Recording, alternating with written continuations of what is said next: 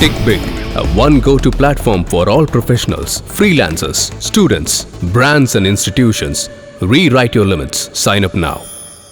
எனக்கு தெரிஞ்ச வரைக்கும் திமுக 2 வாரங்களுக்கு ஒரு முறை சர்வே எடுத்துக்கிட்டே இருக்குது. சர்வதேச நிறுவனங்களை வைத்து மிக மிக நம்பகத்தன்மை உள்ள நிறுவனங்களை வைத்து ரகசியமாக சர்வே தொடர்ந்து எவ்ரி 2 வீக்ஸ்க்கு ஒரு தடவை எடுக்கிறாங்க. அதில் அவங்களுக்கு கிடைக்கக்கூடியது தனி மெஜாரிட்டி வராது. ரெண்டாவது விஜய் ஃபேக்டர் பெரிய டிஸ்டர்பன்ஸ் அவங்களுக்கு உருவாகும். திமுகவோட மிகப்பெரிய நெருக்கடியாக நான் பார்ப்பது அதிமுக பாஜக கூட்டணி அல்ல, விஜய் ஃபேக்டர். விஜய் திமுக வாக்குகளை உடைக்கிறார், சிதைக்கிறார். அவர் அதிமுக வாக்குகளையும் சிதைக்கிறார், உடைக்கிறார், திமுக வாக்குகளையும் சிதைக்கிறார். டிஎம்கே அலையன்ஸுக்கு 3 பாசிபிலிட்டி நான் சொல்கிறேன். ஒன்று, என்னோடய ஹஞ்ச் 4 முனை போட்டியில் கண்டிப்பாக தொங்கு சட்டமன்றம் வரப்போகுது. நம்பர் 2, தொங்கு சட்டமன்றம்னு சொல்லும்போது திமுகவுக்கு எட்ஜ் இருக்குது. திமுக கூட்டணிக்கு மெஜாரிட்டி இருக்கும், தனிப்பட்ட முறையில் திமுகவுக்கு கண்டிப்பாக மெஜாரிட்டி இருக்காது. 118 இஸ் த சிம்பிள் மெஜாரிட்டி. அது கண்டிப்பாக சத்தியமாக வராதுன்னு நான் நம்புகிறேன். நம்பர் 3, ஏடிஎம்கே பிஜேபி பாமக அலைன்ஸாக திமுகவை வீழ்த்தி சிம்பிள் மெஜாரிட்டியில் அவங்க ஆட்சியை பிடிக்கிறது. இந்த 3 பாசிபிலிட்டி தான். இதில் முதல் பாசிபிலிட்டி தான் என்னோட கணக்கு. டிஎம்கே அணி ஏற்கனவே ஹவுஸ்ஃபுல்லாக இருக்குது. அதில் புதுசாக கட்சிகள் வராதுன்னு தான் நான் நினச்சிட்டு இருந்தேன். ஆனால் அது திமுக இது வரைக்கும் எம்ஜிஆர்ன்ற ஆளுமை அரசியலுக்கு வந்த பிறகு 72ல் வந்த பிறகு இந்த 53 ஆண்டுகளில் பேக் டு பேக் எலெக்ஷன் ஒரு தடவை கூட திமுக ஜெயிச்சது கிடையாது. 2வது தடவை மக்கள் திமுகவுக்கு வாக்குச்சாவடிக்கு போய் வாக்களித்த கதை அரை நூற்றாண்டு கால வரலாறில் இல்லவே இல்லை. அது எப்படி மாறும் என்று எனக்கு தெரியவில்லை. அதனால் இந்த 19ல் ஜெயித்தோம் 24ல் ஜெயித்தோன்றது கதை. பார்லிமெண்ட் எலெக்ஷன் அளவுகள் கிடையாது. ஆனால் எம்ஜிஆர் தோத்தார். 21 எலெக்ஷன் தான் அளவுகள். அது நீங்கள் 10 வருஷம் ஆன்டி இன்கம்பன்ஸுக்கு பிறகு ஜெயிச்சிங்க. அதுவும் போராடி தான் ஜெயிச்சிங்க. முதல் 4 மணி நேரம் ரிசல்ட் இழுபறியாக தான் வந்தது. ரியாலிட்டியில் அவ்வளோ ஈஸியாக விஜய் அங்கே போயிட மாட்டார். பிஜேபி இருக்கும்போது அது விஜயோட ஃபியூச்சரையே பெருசாக பாதிக்கும், பொலிட்டிக்கல் ஃபியூச்சரை. கொள்கை எதிரி அரசியல் எதிரின்றதெல்லாம் சும்மா பொம்மாத்து, இது குல்மா வேலை. தமிழ்நாட்டில் விஜய்க்கு நம்பர் 1 எனிமி டிஎம்கே, பிஜேபி கிடையாது சார். ஆனால் எண்ட் ஆஃப் த டே இப்போது விஜய்க்கு மக்கள் ஆதரவுன்றது ரொம்ப முக்கியம் சார். இப்போ நீங்களே சொன்னீங்க, இதே விவாதத்தில் நீங்கள் சொன்னீங்க, நான் எதிர்பார்க்காத அளவுக்கு விஜய்க்கான மக்கள் ஆதரவுன்றது இருக்குது, இப்போ இருக்குது. ஆனால் அதே ஆதரவு அவர் பிஜேபியோட உள்ளே போனாருன்னா இருக்குமா? ஒரு சேதாரம் இருக்கும். பட் அதுதான் நான் சொல்கிறேன், பெரிய அளவில் வாக்கு வங்கி சதையும்னு எனக்கு தோணலை. ஓரளவு சதையும், அது ஒத்துக்கிறேன், ஓரளவு சதையும். ஆனால் ப்ளஸ் என்னன்னு, இது மைனஸ்ஸு. ப்ளஸ் என்னென்னா, நான் மினிமமாக சொல்கிறேன், மினிமம் கேரண்டி 10 எம்எல்ஏ கையில் இருப்பான் சார். உங்களுக்கு 10 எம்எல்ஏ கையில் இருந்து வாக்கு வங்கி அரசியல் இருந்தீங்கன்னா அதோட மரியாதை வேறு சார். சீமான் செஞ்ச தப்பை விஜய் செய்ய மாட்டார்னு எனக்கு தோணுது சார். இப்போது விஜய் ஃபேக்டர் இவ்வளோ பெரிய ஒரு இம்பாக்ட் க்ரியேட் பண்ணுதில்ல சார். லைக் அந்த ஒரு விஷயத்தை நீங்கள் எப்படி பார்க்குறீங்க சார்?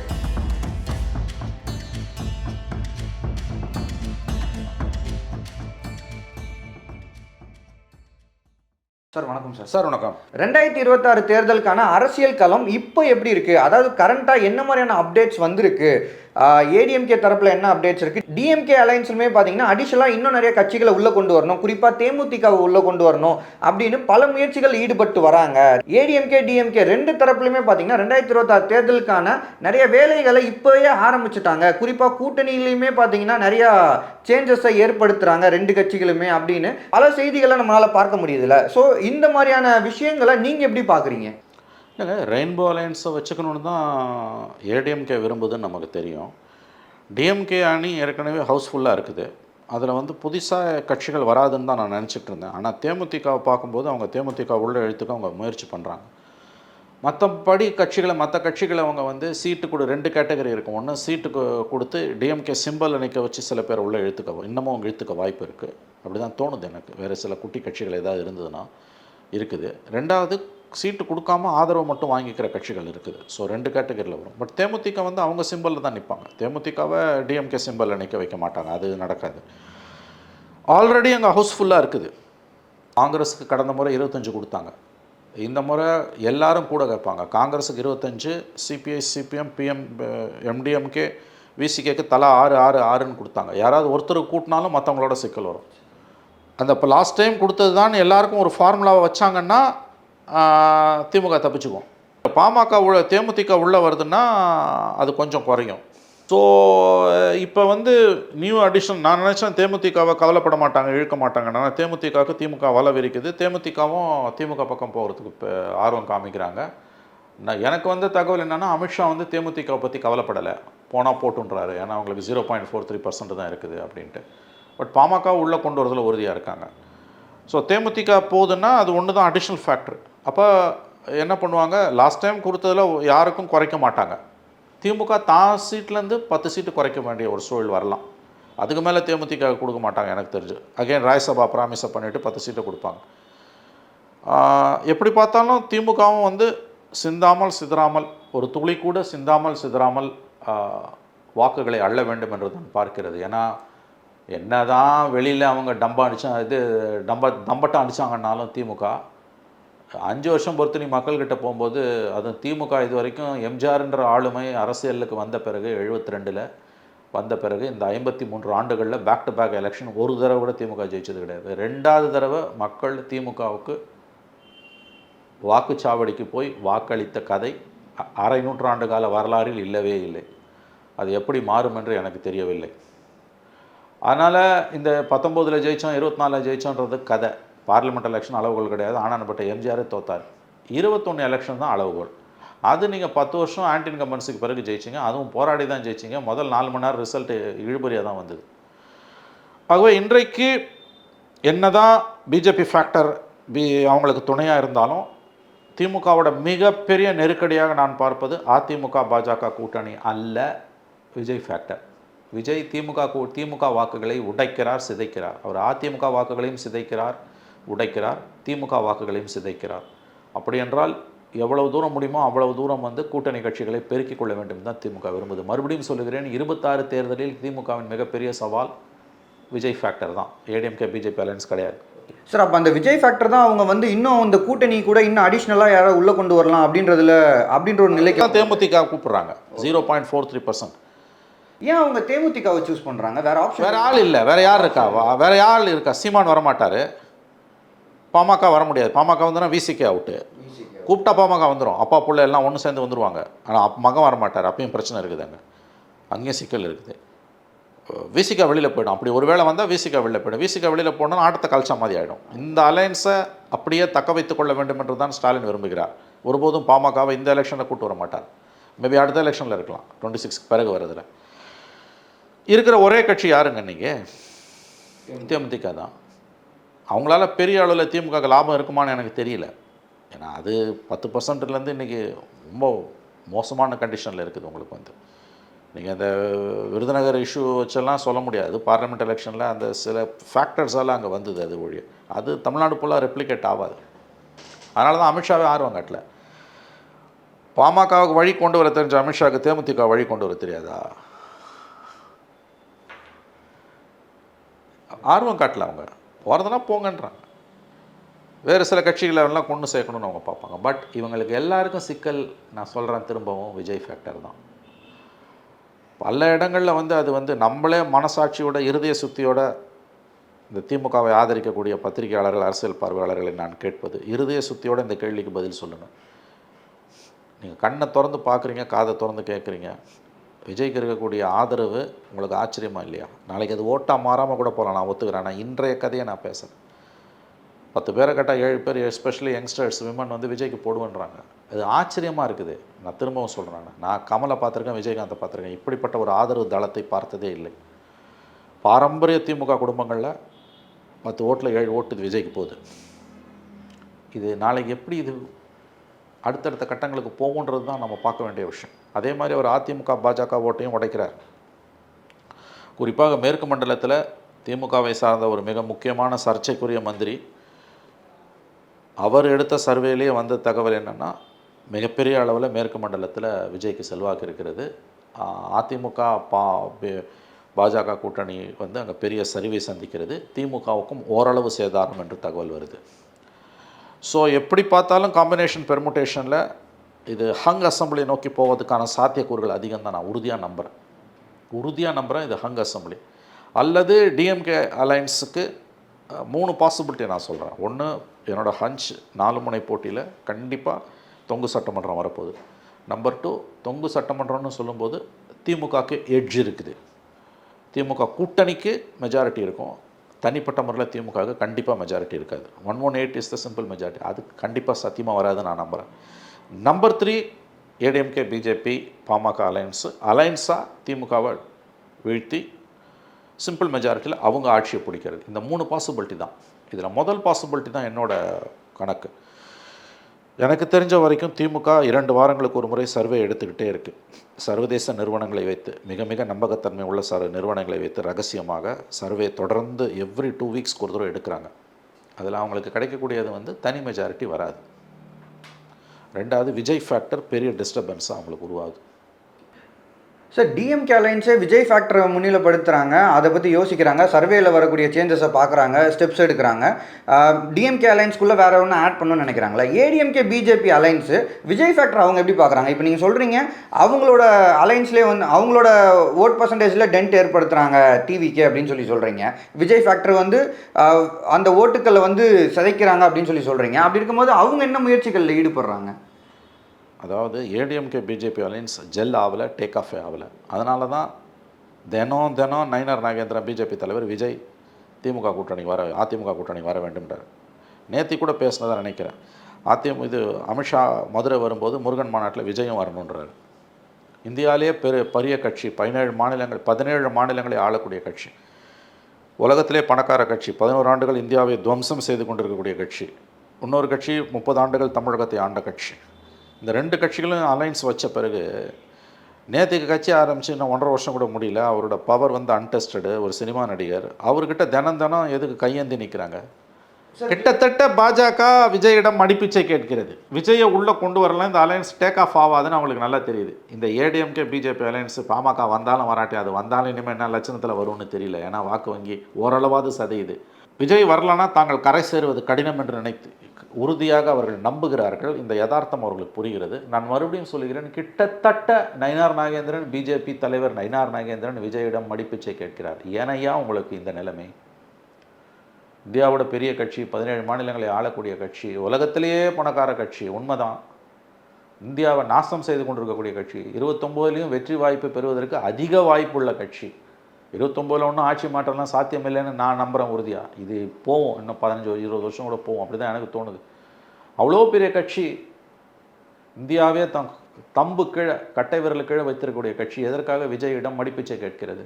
ஏன்னா இங்கே டேக் ஆஃப் ஆகலை. ஏடிஎம்கே பிஜேபி அலையன்ஸ் டேக் ஆஃபே ஆகலை. கீழே ஏடிஎம்கே தொண்டர்களுக்கு இது பிடிக்கல, இந்த அலையன்ஸு பிடிக்கல.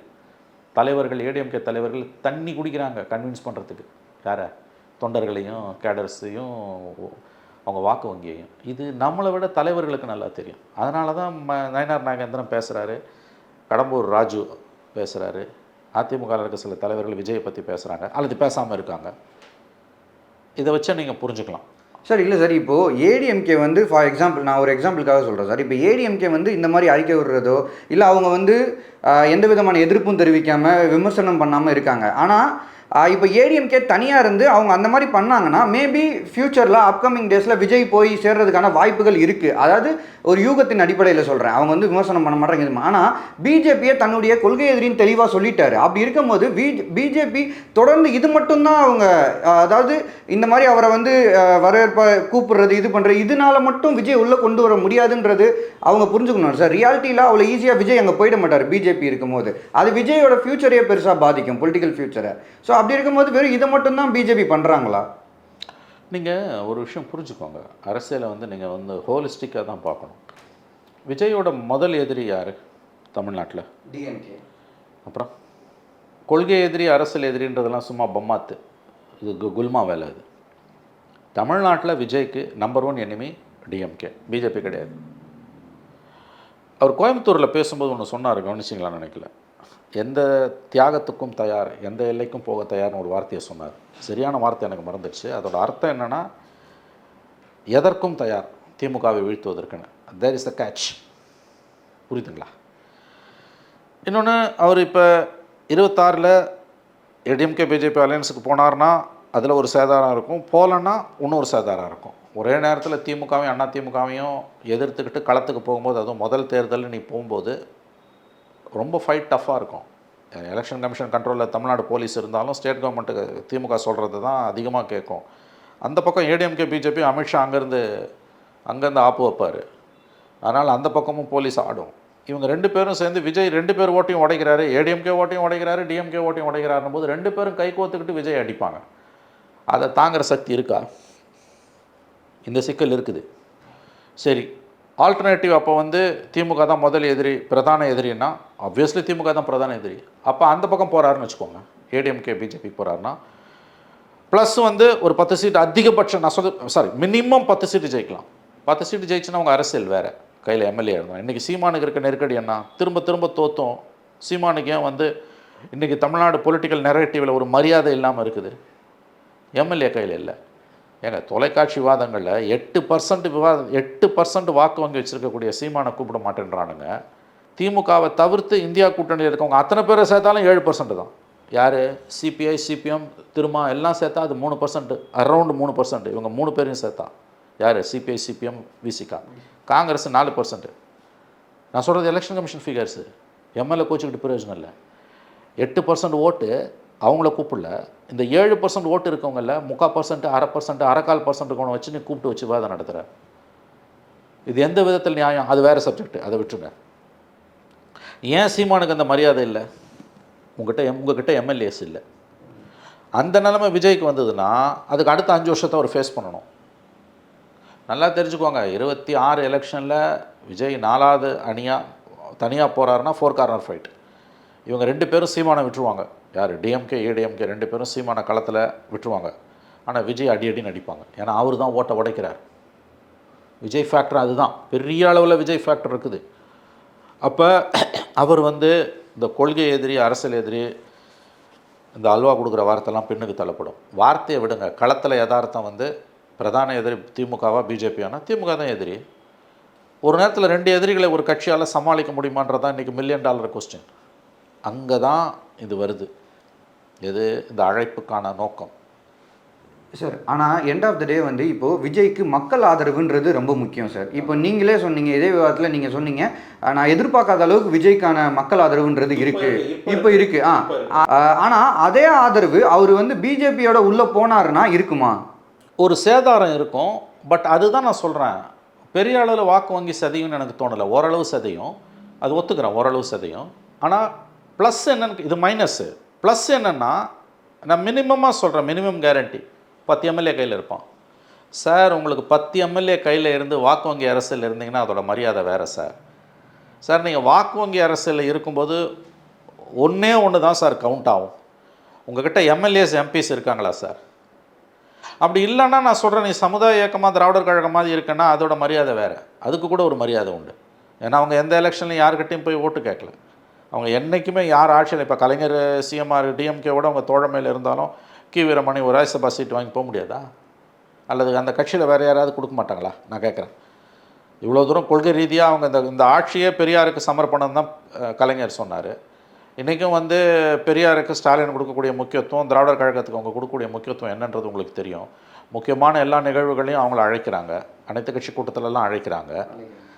ஆனால் அவங்களுக்கான பொலிட்டிக்கல் ரெப்ரசன்டேஷனாக அவங்களும் கேட்கல, இவங்களும் கொடுக்கல. அது ஒரு தனி மரியாதை.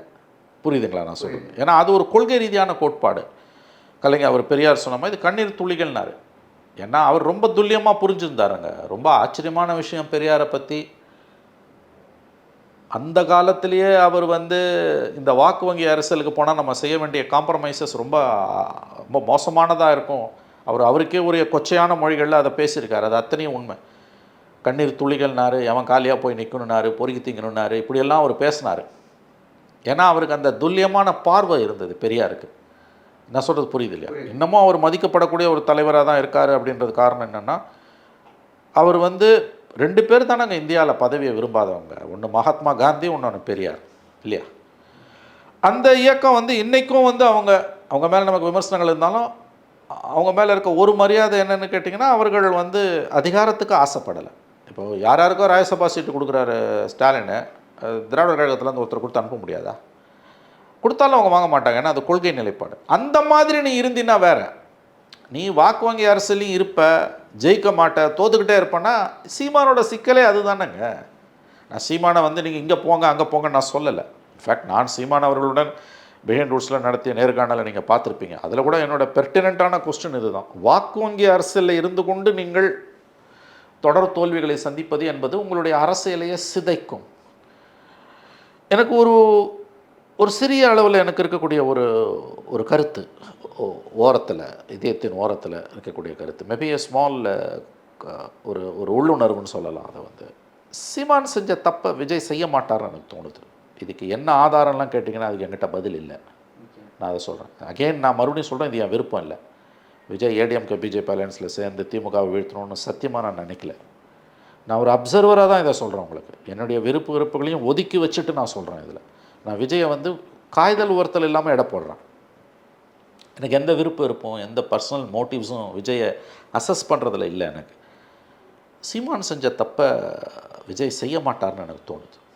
That's how I look at it. எனக்கு அப்படி தான் அது படுது. எனக்கு டிஎம்கே நான் இன்னொரு விஷயம் திமுகவை பாராட்ட வேண்டியது என்னென்னா, அவங்க இந்த சேலஞ்சை உணர்ந்து தான் இருக்காங்க. வெளியில் அவங்க பேசுகிற சில பேச்சுக்கள், அவங்களோட தொங்கு சதைகளை, அவங்களோட கூலிப்படையை, அறிவாளி அல்சேஷனுங்களை வச்சு சோஷியல் மீடியாவில் கத்துறது, அவங்களுக்கு ஆதரவாக இருக்கக்கூடிய பத்திரிகையாளர்கள், அரசியல் பார்வையாளர்களை வச்சுக்கிட்டு ஒரு போலியான நெரேட்டிவை செட் பண்ணுறது, உண்மைக்கு மாறாக பேசுகிறது, மனசாட்சி அடகு வச்சு பேசுகிறது, குறைந்தபட்ச நியாய தர்மம் இல்லாமல் பேசுகிறதெல்லாம் வேறு. அது கூலிக்கு மாரடிக்கிற கூட்டம்.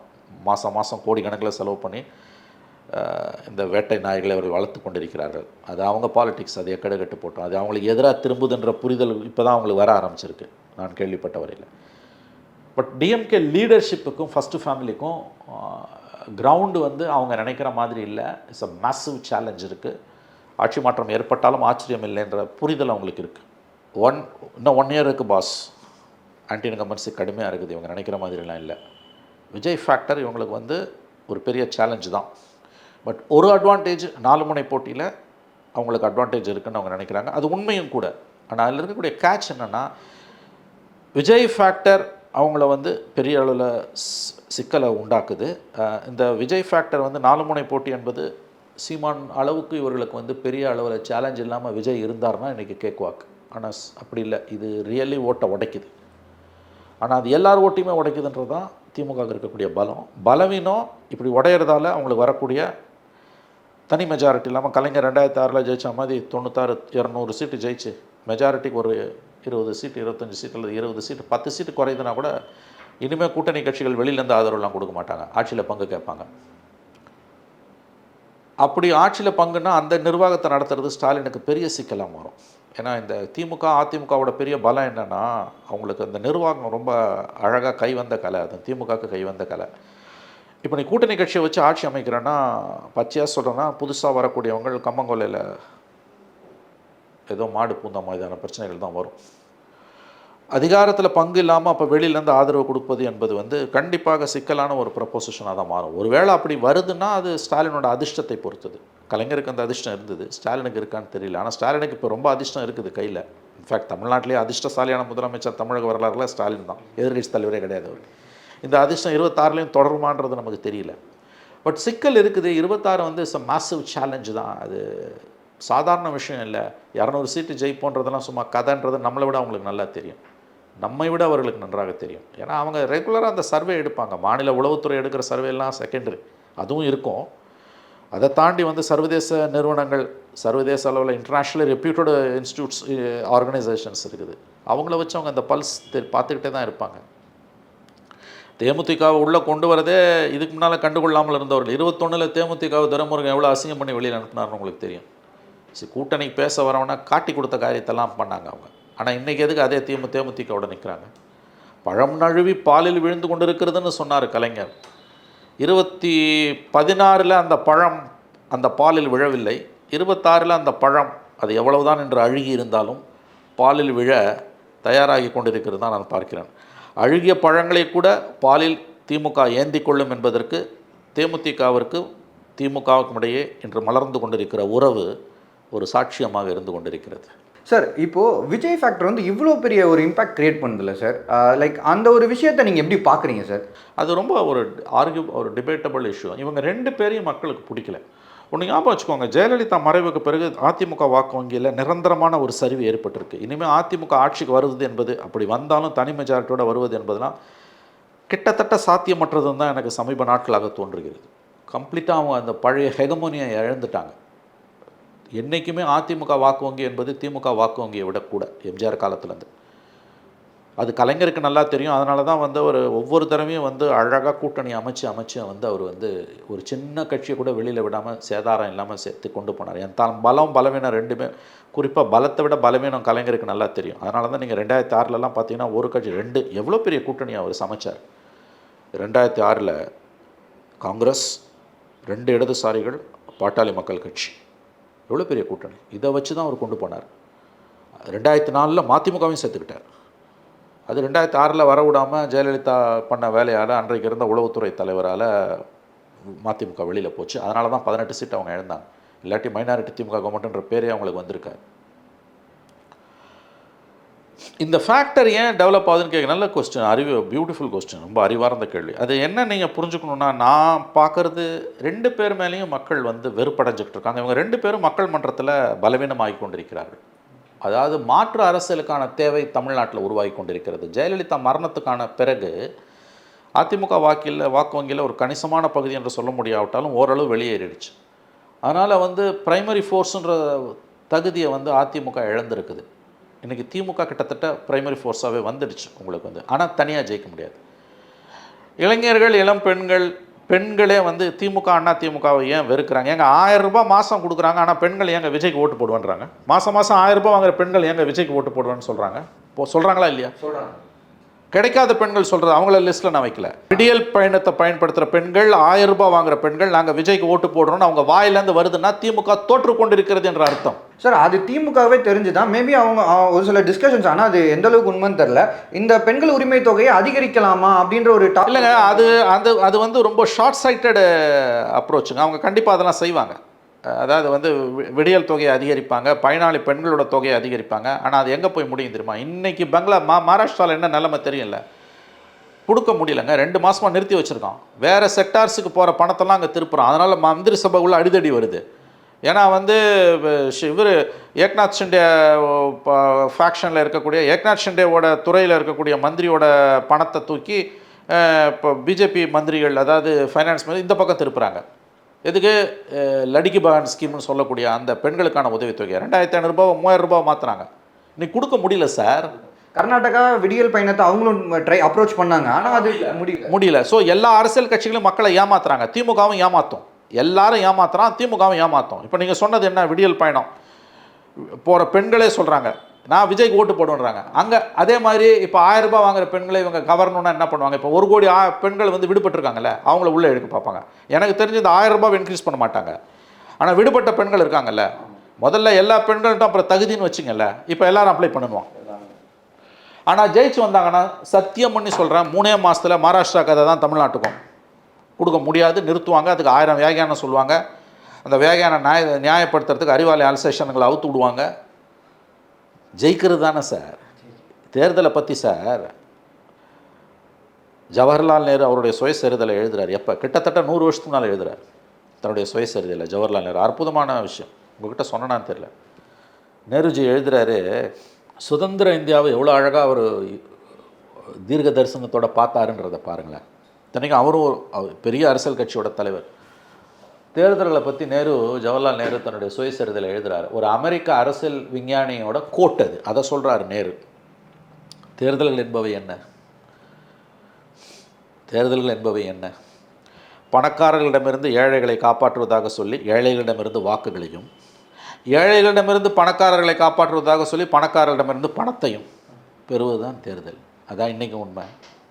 அதான மகாராஷ்டிரா? ஏழைகளிடமிருந்து பணக்காரர்களை காப்பாற்றுவதாக சொல்லி பணக்காரர்களிடமிருந்து பணத்தையும், பணக்காரர்களிடமிருந்து ஏழைகளை காப்பாற்றுவதாக சொல்லி ஏழைகளிடமிருந்து வாக்குகளையும். அதான் தேர்தல் இன்றைக்கி. என்றைக்கு எக்காலத்துக்குமான உண்மை அது.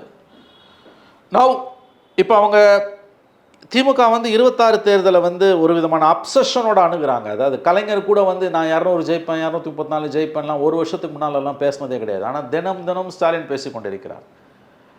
அப்புறம் ஜெயலலிதா அம்மா சொன்னாங்க, அவங்க இறந்து போகிறதுக்கு 1 மாதம் முன்னால் சொன்னாங்க அசம்பிளியில், 2016 ஆகஸ்ட்டில். 5 மாதம் முன்னால் 4 மாதம் முன்னால் சொன்னாங்க. செப்டம்பரில் படுக்கிறாங்க, ஆகஸ்ட்டில் சொன்னாங்க எனக்கு பிறகும் 500 ஆண்டுகள் அதிமுகன்ற கட்சி இருக்குன்னாரு. அந்தம்மா சொன்னது 500 ஆண்டுகள். இப்போ மதுரையில் ரோட் ஷோ முடிச்சுட்டு ஸ்டாலின் சொல்கிறாரு சூரியனும் நிரந்தரம் திமுகவும் நிரந்தரன்றார். என்னங்க பேச்சு இதெல்லாம்? சனாதன தர்மத்தை உதயநிதி ஏன் எதிர்த்தார்? சாஸ்வதமானது நிரந்தரமானது என்பது எதுவும் இல்லை, அது மூட நம்பிக்கை, ஏற்றத்தாழ்வுகளை சொல்லுது, நிரந்தரமானதுன்னாரு. கேஸெல்லாம் போட்டாங்க. இன்னமும் தேசிய அளவில் பல மாநிலங்கள் அந்த கேஸெல்லாம் அப்படியே தான் இருக்குது. ஒரு இடத்துக்குள்ள போடணும்னு ஒரு போட்ட பெட்டிஷன் இன்னமும் சுப்ரீம் கோர்ட்டில் பெண்டிங்கில் தான் இருக்குது. மேல் நடவடிக்கைகளுக்கு தான் உச்சநீதிமன்றம் தடை விதிச்சிருக்க வழி அந்த வழக்குகள் எல்லாம் இன்னமும் அப்படியே நிலுவையில் தான் இருக்கின்றன. சனாதன தர்மத்தை எதிர்ப்பதாக சொல்லக்கூடிய ஒரு கட்சி திமுக நிரந்தரம் என்று சொல்வது எவ்வளவு ஒரு அபத்தமானது. கலைஞர் வாயிலேருந்து அது வந்தது இல்லையா? அப்போ 26 எலெக்ஷனை இவங்க ரொம்ப அப்சஷன் ஒரு வார்த்தை உண்டு ஆங்கிலத்தில். அது ஒரு விதமான ஒரு மோகம், ஒரு பதைப்பதைப்பு, ஒரு வெறி, இதோடு தான் இவங்க அணுகுறாங்க. இது கலைஞர் இப்படி இப்போ எனக்கு தெரிஞ்சு நான் அறிந்த கலைஞர் இப்படி அணுகுனதில்லை. அந்த ஒரு பொலிட்டிக்கல் இது இருக்கும், எப்படி சொல்கிறது, பொலிட்டிக்கல் ஹங்கர்னுவாங்க, ஒரு அரசியல் பசி இருக்கும். பட் ஒரு அப்சஷன் எனக்கு தெரிஞ்சு ஜெயலலிதா கிட்ட கூட அது இருந்தது இல்லைங்க. அதான் சொன்னேன், அந்த அம்மா 500 வருஷம் இருக்குண்டாங்க. நான் நிரந்தரம்னு என்னங்க இருக்குது சொல்லுங்களேன். ஏங்க இந்த வார்த்தை எடப்பாடி சொல்லியிருந்தால் பிரித்து மேய்ஞ்சிருப்பாங்கல்ல. முதல்ல சூரியனே நிரந்தரம் இல்லை, புரிஞ்சுக்கோங்க. விஞ்ஞானிகளை கேட்டிங்கன்னா சொல்லுவோம், தோன்றியது அத்தனையும் அழியும்னுவான், சூரியன் உட்பட. இப்போ சூரியனும் நிரந்தரம் திமுகவும் நிரந்தரம்னா ஒரு அரசியல் கட்சி எப்படிங்க நிரந்தரமாக இருக்கும்? அப்போ இதுதான் இவங்க மனநிலை என்னும்போது 26 எப்படியாவது ஆட்சியை தக்க வச்சுக்கணும் போது இவர்கள் எந்த எல்லைக்கும் போவார்கள். இன்னொன்று, அவங்களோட சவால்கள் எல்லாம் அவங்களுக்கு ரொம்ப துல்லியமாக தெரியுது. நான் அவங்களோட பலத்தை குறைச்சி மதிப்பிடலை. நோ, இன்றைக்கி தேமுதிக மாதிரி ஒரு லெஸ் தென் 0.5% இருக்க கட்சியை உள்ளே இழுக்க ட்ரை பண்ணுறாங்கன்னு என்னங்க அர்த்தம்? பயப்படுறாங்கன்னு அர்த்தம். இப்போ இருக்க உங்கள் அலையன்ஸ் ஸ்ட்ராங் அலையன்ஸுங்க. நியூ அடிஷன்ஸை ஏன் விரும்புகிறீங்க? ஸோ சேலஞ்ச் அவங்களுக்கு நல்லா தெரியுது. அவங்க வந்து ரொம்ப ரொம்ப பலசாலிகள், அவங்களுக்கு தெரியும், கூர்த்த மதி கொண்டவர்கள். சவால்கள் என்னன்றது திமுக தலைமைக்கும் ஃபஸ்ட்டு ஃபேமிலிக்கும் தெரியும். அதனால் அவங்க அதுக்கேற்ற மாதிரி காய்களை நகர்த்துவாங்க, ரீஷஃபுல் பண்ணுவாங்க, ப்ரோக்ராம்ஸை வந்து மாற்றுவாங்க, எல்லாம் பண்ணுவாங்க. ஆனால் அவங்களோட மிகப்பெரிய பலம் பிஜேபி, அவங்களுடைய மிகப்பெரிய சவால் விஜய். இந்த சாதனைகளெல்லாம் எந்த கவர்மெண்ட்டுமே 2வது முறை ஆட்சிக்கு வந்ததெல்லாம் ரொம்ப கம்மிங்க. அது அப்புறம் ப்ரோ இன்கம்பன்சின்றது எங்கேயுமே கிடையாது. என்ன கேட்டிங்கன்னா, மகாராஷ்டிராவில் ஜெயித்தான், அங்கே ஜெயித்தான், அதெல்லாம் வேறு ஆஸ்பெக்ட். மோடி ஜெயிக்கிறாருன்னா ஹிந்துத்துவாவால் ஜெயிக்கிறாரு. மோடி சாதனையால் அவருக்கு ஓட்டு போடல. கேஸ் விலை ஏற்றுறான், டிமானிட்டைசேஷன் பண்ணுறான், 1000 கிலோமீட்டர் நடந்து போய் சாவறான், இதெல்லாம் நடக்குது. ஆனால் ஏன் மோடிக்கு ஓட்டு போடுறான்? மோடியை பார்த்து நீங்கள் உங்களை வந்து நியாயப்படுத்தி என்பது முட்டாள்தனமானது என்னை பொறுத்த வரைக்கும். So any government will go unpopular day by day. அதனால் இங்கே ஆன்டி இன்கம்பன்சி இல்லை, ஆன்டி இன்கம்பன்சி இருக்கிற மாதிரி ஒரு தோற்றத்தை சில பேர் உருவாக்குறாங்கன்னு என்பது அயோக்கியத்தனமான வாதம். குறைந்தபட்ச அறிவு நேர்மை உள்ளவர்கள் அந்த வாதத்தை வைக்க மாட்டார்கள். ப்ரோ இன்கம்பன்சின்னு ஒன்றுமே கிடையவே கிடையாது. எந்த கவர்மெண்ட்டுக்காவது மக்கள், நான் சொல்கிறேன், ஆளுங்கட்சிக்கு காலைல எந்திரிச்சு எலெக்ஷன் இது வாக்குப்பதிவு அன்றைக்கி 7 மணிக்கு 6:59 பல்லு தேய்க்காமல் போய் குயில் நின்று ஓட்டு போட்டிருக்காங்களா? கிடையாது. குறையும். Any government will go unpopular day by day, year after year. ஞாபகம் வச்சுக்கோங்க. பட் இவங்களோட பலம்லாம் இப்போ நீங்கள் அதுக்கு வந்து இப்போ வந்து ஜெயலலிதா ஜெயிக்கலையான்வாங்க. அங்கே வரக்கூடிய சிக்கல் என்னென்னு கேட்டிங்கன்னா, பிரணாய் ராய் சொன்னது இண்டெக்ஸ் ஆஃப் அப்போசிஷன் யூனிட்டி. 2016 அந்த அம்மா ரொம்ப தெளிவாக என்ன பண்ணாங்க, 2 லெஃப்ட்டு மதிமுக விஜய், 2 லெஃப்ட்டு மதிமுக விசிகாவை திமுக பக்கம் போகாமல் நகுத்தாங்க. விஜயகாந்த் அந்த பக்கம் போகாமல் நகுந்தார். அந்த 1.5% தானே இந்த கவர்மெண்ட் வந்தது. ஜெயலலிதா 16 தோற்றுருப்பாங்க. அந்த 1.5% திமுக பக்கம் வந்ததுன்னா 2016 ஆட்சி மாற்றம் வந்திருக்கும். அது தெரிஞ்சு தானே 2019 கலைஞர் மரணத்துக்கு பிறகு, 18 கலைஞர் மரணத்துக்கு பிறகு அத்தனை பேரையும் ஒன்று சேர்க்கிறார் ஸ்டாலின். ஸோ அது ஐஓயூன்னு சொல்லக்கூடிய தியரி இருக்குல்ல, இண்டெக்ஸ் ஆஃப் அப்போசிஷன். 25 வந்து ஜஸ்ட் மிஸ் தானே கூட்டணி. இன்கேஸ் அப்போ வந்து சார், அவங்கள நான் மறுபடியும் சொல்கிறேன் சார், அவங்க அந்த 19 பார்லிமெண்ட் எலெக்ஷன் கூட்டணியை 24 பார்லிமெண்ட் எலெக்ஷனில் வச்சுருந்தாங்கன்னா 2009 வந்த கதை 12லேருந்து 14 சீட்டு திமுக 15 சீட் அடிச்சிருக்கும். 12 சீட்டு கன்ஃபார்ம் அண்ணாமலையால் போச்சுது. அதுக்கு காரணம் தமிழ்நாட்டில் அவங்க கோட்டை விட்டதான். இப்போ அதை உணர்ந்துருக்காங்க. அதனால தான் அவங்க எல்லாரையும் ஒன்று சேர்க்கணும்னு பார்க்குறாங்க. சரி, இப்போ டிஎம்கேக்கு அவங்களோட சேலஞ்சஸ் ரொம்ப நல்லா தெரியுங்க. அவங்கக்கிட்ட மாநில அரசு இருக்குது. நீங்கள் சொன்ன மாதிரி வந்து இந்த விடியல் பயணத்தில் பயணம் பண்ணுற பெண்களே விஜய்க்கு ஓட்டு போடுறாங்கன்றது அவங்களுக்கு நல்லாவே தெரியும். அப்போ அதை சரி பண்ணுறதுக்கான வேலைகளை பார்ப்பாங்க. குறிப்பாக இந்த 1000 ரூபாய் ஸ்கீமை வந்து மேலும் விஸ்தரிக்க பார்ப்பாங்க. இதை தவிர வேறு காரியங்களை பண்ணுவாங்க. இப்போ இன்னும் பழைய ஓய்வூதிய திட்டத்தை கொண்டு வர போகிறாங்கன்னு ஒரு பேச்சு அடிப்படுது. எந்த எல்லைக்கும் அவர்கள் போவார்கள். பதவியை காப்பாற்றிக் கொள்ள வேண்டுமென்றால், ஆட்சியை தக்க வைத்துக் கொள்ள வேண்டுமென்றால் திமுக எந்த எல்லைக்கும் போகும். நீங்கள் கேட்கலாம், ஏன் அதிமுக போகலையான்னு. இந்த விஷயத்தில் அதிமுகவோட அந்த அளவுக்கு போகாது, திமுக போகும். அவங்களோட பலம் பலவீனம் ரெண்டுமே அதுதான். பூரண மது விலக்குன்னு திமுக தான் வாக்குறுதி கொடுத்தது, ஜெயலலிதா கொடுக்கலையா? ஆனால் அதில் தான் போச்சு அவங்க கதையை. குடிகாரம் மட்டும் போயிடுச்சு. அந்த வாக்குறுதி அதுக்கு பிறகு கொடுக்கவே இல்லை. பார்த்தீங்களா? கலைஞர் செஞ்ச தவிர ஸ்டாலின் செய்ய மாட்டார். சார் நிறையா ரொம்ப முக்கியமான விஷயம் எங்களோட ஷேர் பண்ணிங்க சார். நேரம் ஒதுக்குனதுக்கு நன்றி. நன்றி சார். நன்றி சார்.